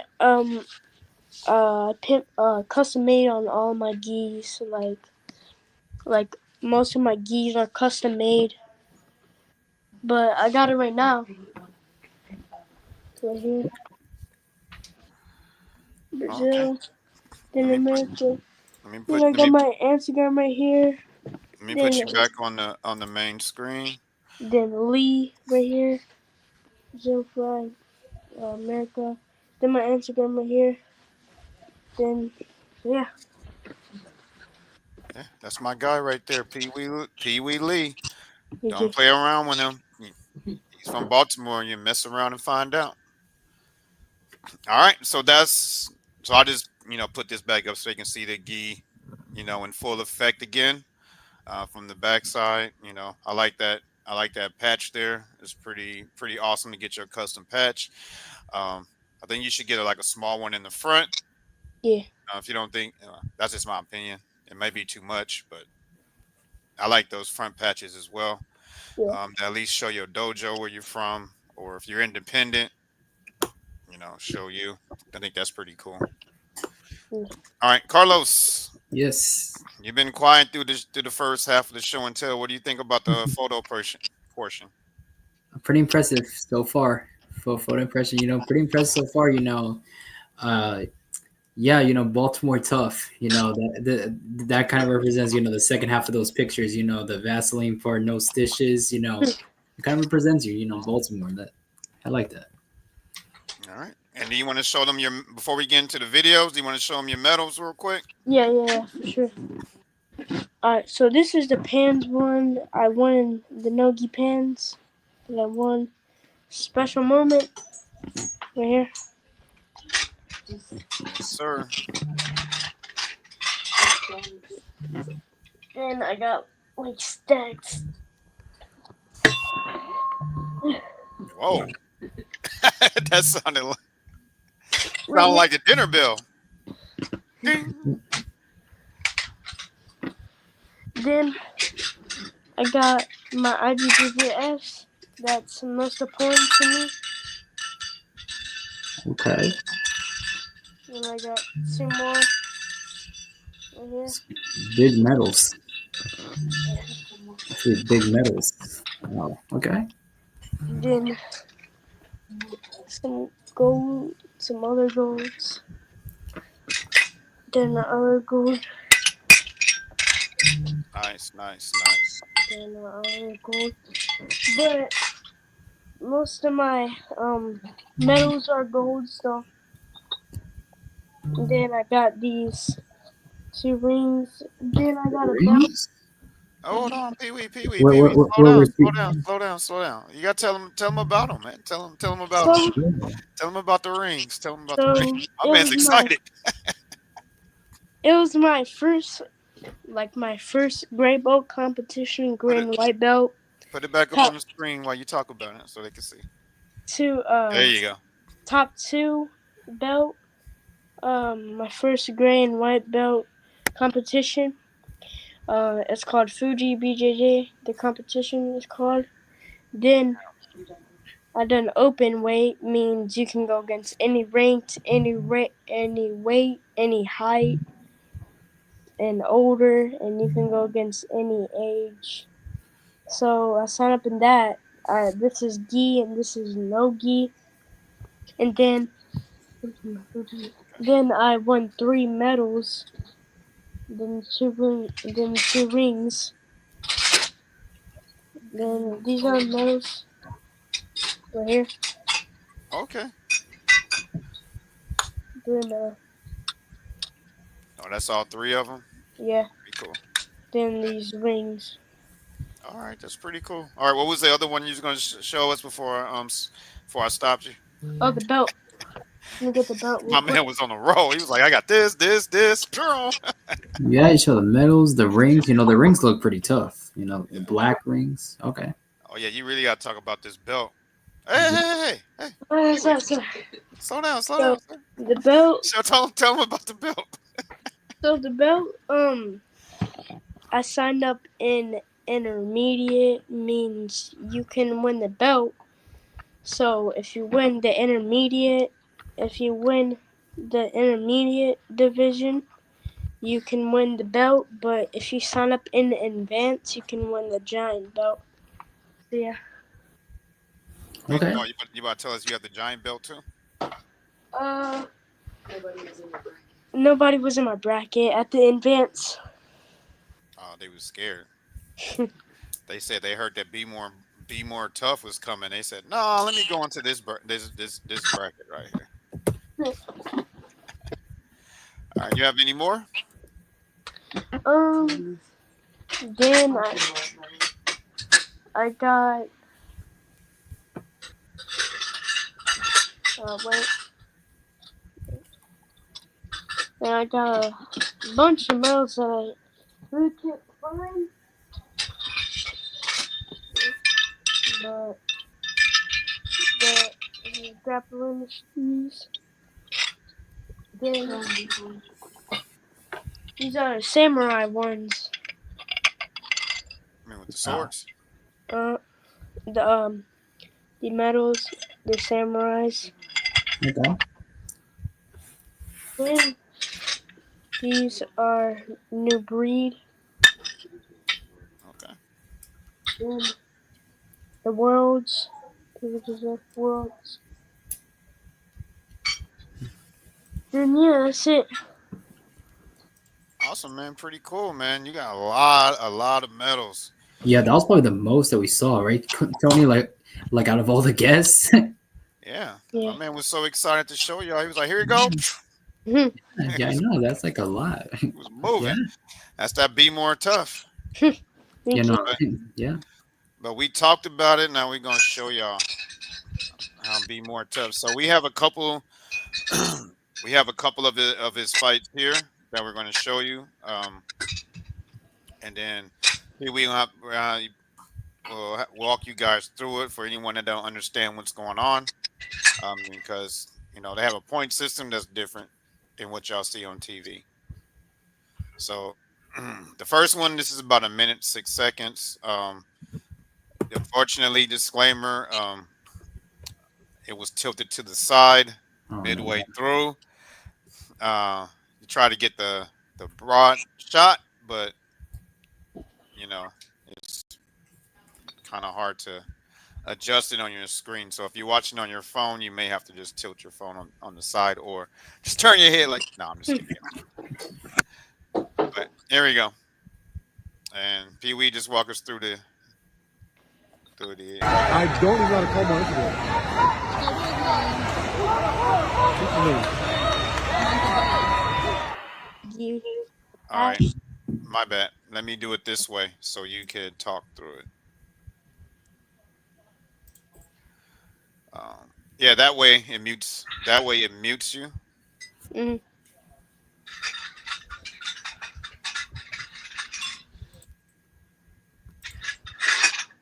So remember, Carlos, you can bring it on the screen. Oh, Okay. you can't do it because it's on my device. I have to give you access to the cloud. Okay, so put it on.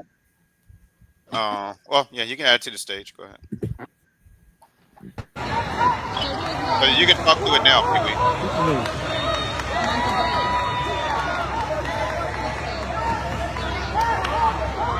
Also, this one. Hello.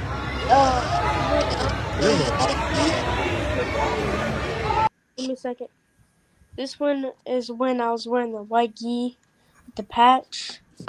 Then when I done my signature move. So y'all might don't know. Some of y'all might don't know what the helicopter is, but this is what it is. This is the helicopter. Wait, pause it. It's not paused. The sound is muted, so he can talk. Oh, so then okay. Yeah, that's a helicopter. What I was saying. Yeah. All right. So let's show him again. Yeah. Try and show it again. All right. There we go. Did you bowing in? Sportsmanship. All right.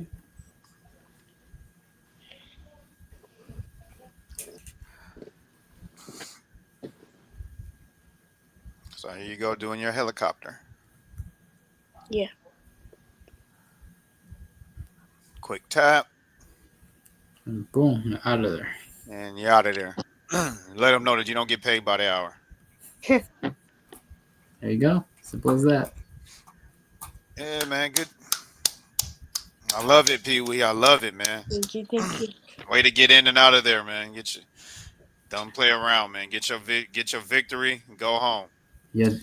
Yeah. Oh, get on to the next fight. I mean, because those tournaments can be an all day long thing. Yeah. Yeah, so I agree. Yeah. Don't play with your food. Basically, saying like. Yeah, Yeah, don't play with your food. yeah, yeah. Basically saying that don't, how do you say it?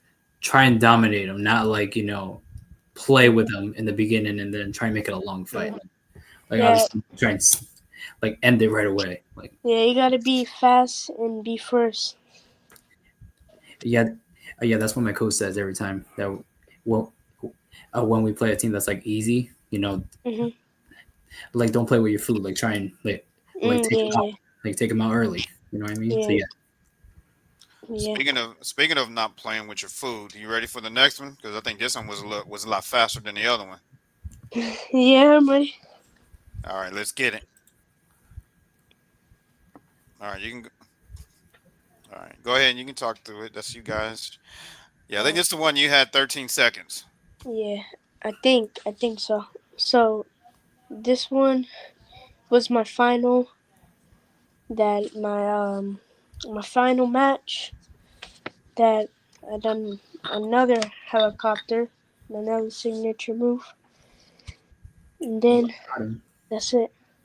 got Man, him. it's like a Yeah, praying. He's like a praying mantis. Do you Yeah. know what a praying mantis is, Carlos? Well, obviously, duh. Well, yeah, I do. That's Yeah, how he's praying pretty good. mantises, when they stalk their prey, they like Trying it's to like figure you out. you feel like they can't see you, and then you like try to sneak by them, and then they just and then yeah, it's over. Yeah, That's what his these two fights remind me of. Uh, he remind me of Pee Wee like a praying mantis. you know, he got his arm. And then the kid was trying to take it away, but Pete Wee held it Yeah. so tightly, he was done for. Yeah, it's like it's, once he found that weakness, he just pounced, and you're not getting away. Yep. I think I yeah. Well, might have inadvertently gave you a nickname, well, the praying mantis. mm, good call, Tony. Pee That Wee the praying mantis. was a good call, Tony. Yeah, yeah, man. Because if you guys watch study of praying mantises, that's how they attack their prey, man. They're emotionless. That lets you feel that sense of security, like you're safe. And then once you let your guard down, they see their weakness. They move so quick, and then once they got you in their grasp, you can't. You're done. And Yeah, that's what I've seen in these two fights. yeah. All right, we got one more. Um, this one, unfortunately, I had to mute the music, but the music is what made the video cool. All right. Um, let me make sure I upload the right one.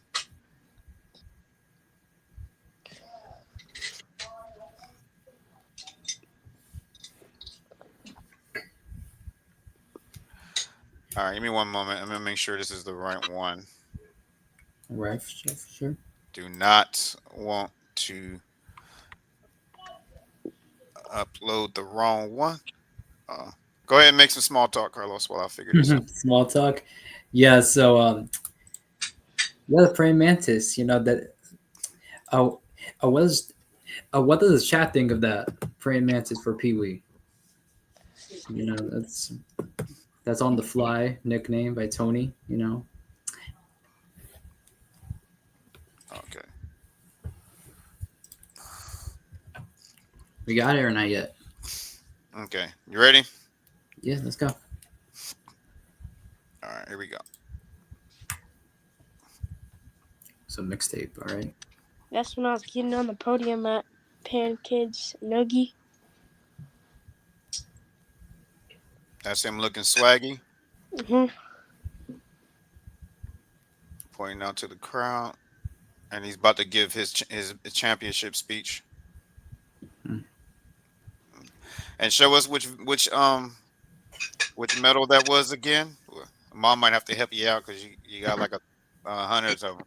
Right here. That's one of the big ones. There it is. All right. There it is. There it is. There it is. There it is. There it is. Yeah, buddy. Yeah. All right, man. So yeah, we did your Q&A. We did your show and tell. Um, You know, awesome photos, man. Awesome matches and all that. You got Yeah. a nickname. So what? So what do you think, man? What do you think about your episode so far, man? Uh, so thank you for having me, and I was excited for the episode. You know, excited to show who I am, excited to show my skills, then my story, then so yeah. Yeah, what do you think about everything, Carlos? After you saw the the the videos of his fights, the medals and everything. Um, Yeah, no, pretty nice. Pretty nice videos. I saw pretty nice pictures. It's pretty nice. We give a little spotlight to the mixed martial arts concepts. All the artists. All the fighters. Especially UP. And I think Tony, you interviewed another person, Kevin Velasquez. and I believe in Sandman. Sandman. Yeah, him. So it's pretty nice to put a spotlight on MMA. Because they should be known. They should be known, and I'm glad that we're putting a spotlight on MMA. Yeah, and we're getting the young ones before they become pros. You know, you Yeah, guys are around the same age. Yeah, I think y'all about 10. You guys are 10 years old, man. Y'all the first ones, but what y'all got in common, man, is y'all work hard. It's our dedication every day, man. Yeah. Y'all at it. So that's a lot of respect I have for you, for Yeah. that, um, Mr. Mantis, because you dedicate every day. Like I'm gonna train every day. You're 10 years old. You can easily be like, nah, I think I'm gonna just take a day off and do this, that, and the third. No, you stay dedicated, man. At 10, Yeah. setting yourself up for your future. Mm, I like and respect that. yeah. Um, I live for it, and just my life. all right. So before you go, um, I want two things from the audience. One, one, I want you to give a one in the chat for um, if you like his nickname, Praying Mantis, or two is Coach T. Hush up with all that. You don't know what you're talking about. The Or name no. sucks. Nah, but one, you love it. Two, you don't. So give your thoughts in the chat. And we got the Baltimore Bullies in here. That's Bruce, by the way. Yeah. All right, Bruce. We're gonna get you 5 minutes. Want to talk? Welcome. So Pee Wee, this is Pee Wee, this is what's up? What's up, Pee Wee? What's man, up? Bruce, you gonna let me introduce you or not, brother? Oh, go ahead. Introduce me, Dang. man. I can't No. talk. I'm at an event, but I said I'm gonna chime in. Introduce me. Man, that's what's up, man. See, he's at an event and spending time to say what's up to you, Pee Wee. That's a Yeah, big thing. yeah. But this is my man from Baltimore, man. He loves everything about Baltimore. Mm, Uh, yeah. I let him know that you was coming on. We got a Baltimore fighter coming on. He said, "Man, I'm gonna be there. I can't wait." When I told him about you, man, he said, "I'm coming on."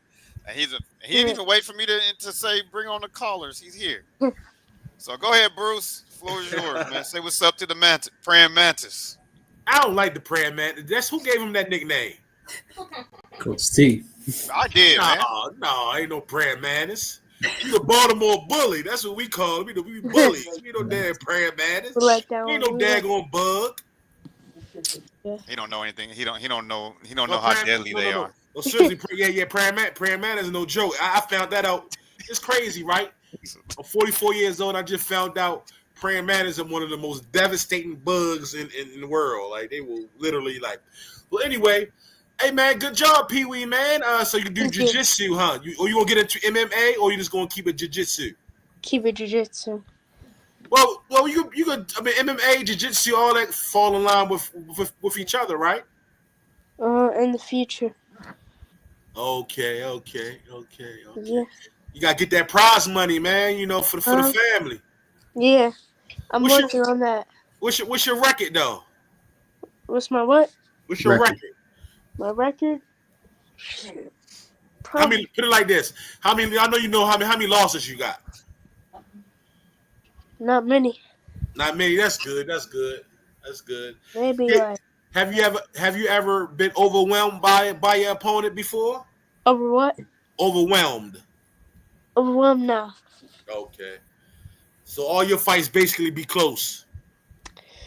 Nah, they be quick. Or they be quick. Oh, you that good, huh? Mhm. Okay. So Man, where did you? that's why I gave him that name, Praying Mantis, man. Because Yeah. once they put their paws on you, it's a wrap. It's over.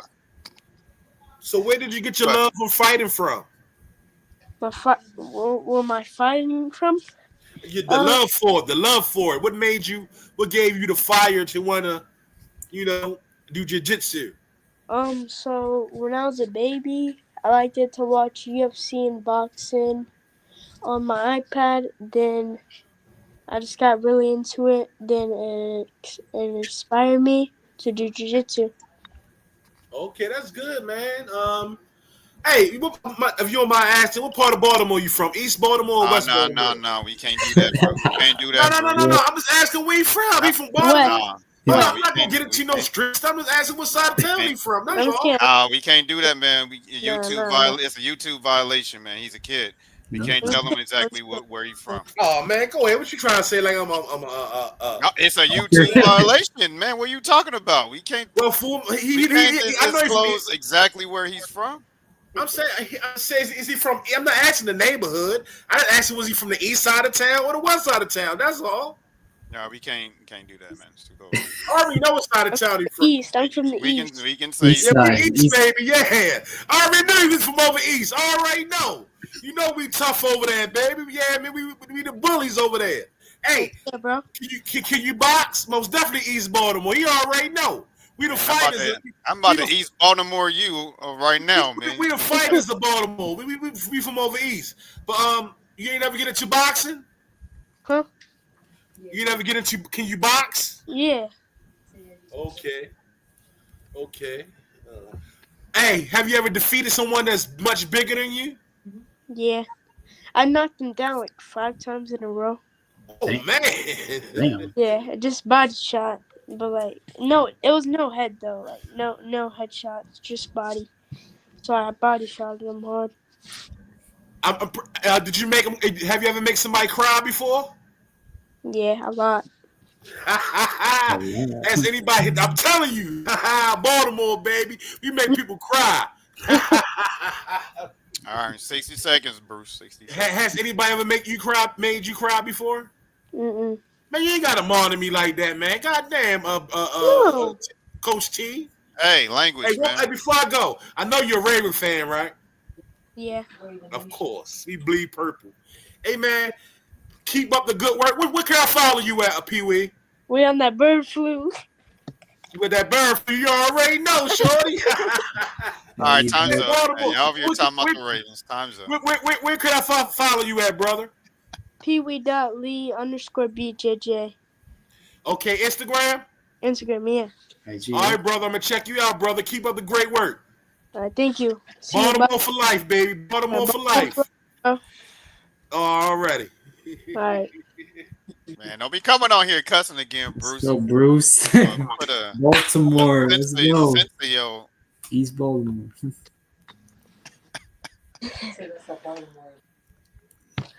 Oh man, man, you got to. But yeah, we'll take one more. We got time for one more. If not, we'll wrap it up. Yeah. Yeah, that's my man Bruce. He's passionate, but Baltimore Bruce. From Baltimore. yeah, East but Baltimore. he got to Cool. It's cool. but he got to understand. Yeah, he's cool. He's cool, peoples. I mean, I know y'all was getting it.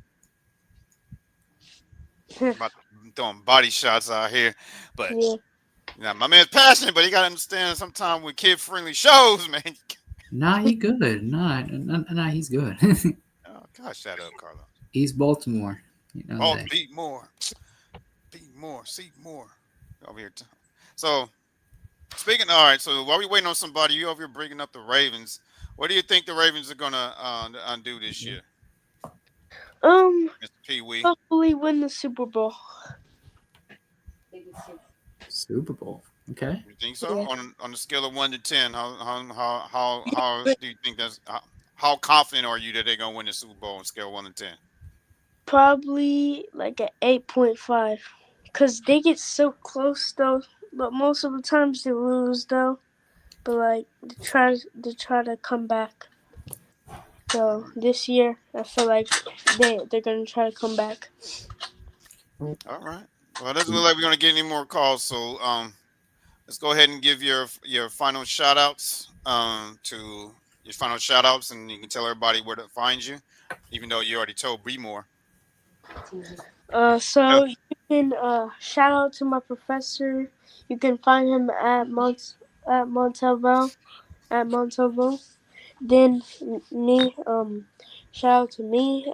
You can find me on Instagram peewee.lee_bjj. Yeah. All right. And remember, y'all, go ahead and like, share, and subscribe to the channel. Like I told you earlier, we're almost at 200 subs. Hey, let's get us there at the end of this show, man. I know y'all love Pee Wee and y'all love what we're doing here. Great episode. Let's get us up to 200 subs. Like it. That helps the algorithm, and that'll push this video out to more people. Yeah. Because that tells Instagram, oh, they like this video. Let me show other people and see Yeah, if they like it too. I'm gonna come back on.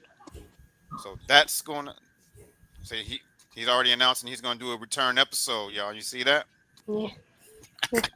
So they love. So yeah, obviously, man, we don't be making this up, man. The kids, they love being on here, and it's showing. And also, you guys share this out. That'll also push this out to more people to see my man Pee Wee. All right. And with that being, as far as right now, we're going to get another donation method. The donate the membership with the Cash App. That's next. So I'm going to have to update the thing here. So do not donate anything to that Cash App right now. So no donation. No donation on that. I forgot to tell Carlos on Friday's episode. Yeah, I know we forgot. No, it happened on Friday. So yeah, on Friday. I gotta get the Zelle and everything else set up. So hopefully we get that. I'm gonna get that set up this week. So, so that you can donate. So everything will be straight with the Be Ready Sports podcast. Well, that's here nor there. So Carlos. Yes. Pee Wee, don't go anywhere. We're gonna do our show wrap up after this. All right. So do not log off. All right. Do not log off. All right. If you log off, I'm gonna chase you. No, all right, Carlos. Right. Count 3. us out. In 3, 2, 1. To be ready. Stay ready. And thank y'all for tuning in. And tune in to next Friday. Baltimore. We have an ultimate show. So the Baltimore Bullies. Baltimore.